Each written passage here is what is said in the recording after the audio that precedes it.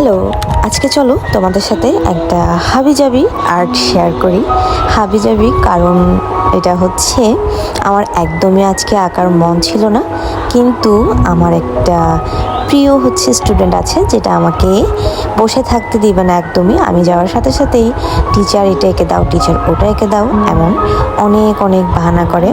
পরে আমার ফোন ঘেটে ঘেটে আজকে এই একটা ছবি বের করলো, বের করে বলতেছে যে টিচার তুমি এটা আঁকো, আমার কাছে তো অনেকগুলো কালার আছে।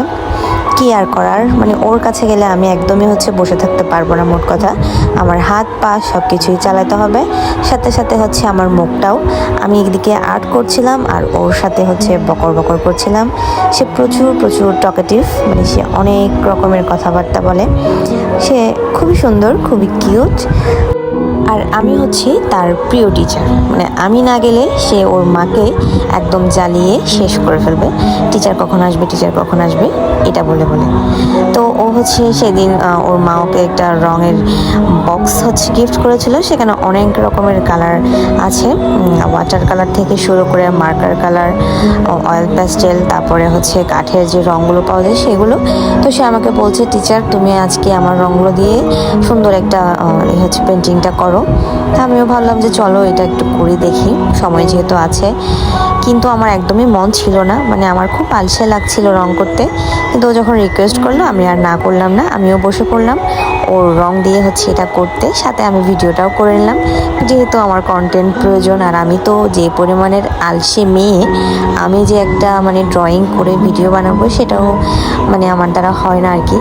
ইদানিং তো ড্রয়িং করতেই বসি না, এত বেশি আলসেও না আসলে। ঘরের কাজ, স্কুলের কাজ, নিজের বাচ্চা কাচ্চা, নিজেরগুলা এসব করতে করতে আসলে সময়ই পাই না যে একটু আঁকাবুকি করি। যাই হোক, সে যেহেতু আমাকে রিকোয়েস্ট করলো তাই আঁকতে বসে গেলাম। এটা প্রথমে ভেবেছিলাম এমনিতে এঁকে ওকে একটু বুঝ দিয়ে দিব যে টিচার এঁকেছি, কিন্তু না, পরে দেখতেছি ওর কালারগুলো, ওর যে মার্কার পেনগুলো ছিল সেগুলো খুব সুন্দরই এখানে আর্ট করা যাচ্ছে। আর আমারও বেশ ভালো লাগছে, যতই করছি ততই করতে ইচ্ছা করছিল, যার কারণে আমি পুরোটা কমপ্লিট করি এখানে সুন্দর করে। আর এখানে আমি অনেকগুলো কালার ইউজ করেছি, শুধু যে মার্কার পেন ইউজ করেছি তাও নয়।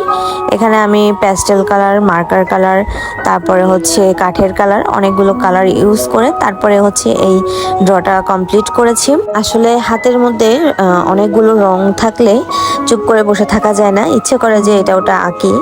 কিন্তু কেন জানি ইদানিং আলসি চলে আসে, কোনো কিছুই আঁকতে আর ভালো লাগে না আগের মতো। তারপরেও চেষ্টা করেছি, কেমন হয়েছে এটা জানাবেন।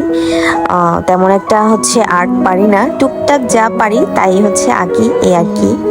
কিন্তু আমার স্টুডেন্ট আমাকে সবসময় বলে যে টিচার আমি যেটা আঁকি সেটা খুব সুন্দর হয়। ওর কাছে আমি একজন বেস্ট আর্টিস্ট। সে আমাকে সবসময় বলে যে টিচার তোমার আর্টগুলো খুব সুন্দর লাগে, আমি কখন তোমার মতো আঁকতে পারবো। জানি না ওকে আমি আমার মতো করে ঠিকঠাক শেখাতে পারছি কিনা, কিন্তু সে আমাকে প্রচুর প্রচুর ইন্সপায়ার করে, যার কারণে আজকে এটা আঁকলাম।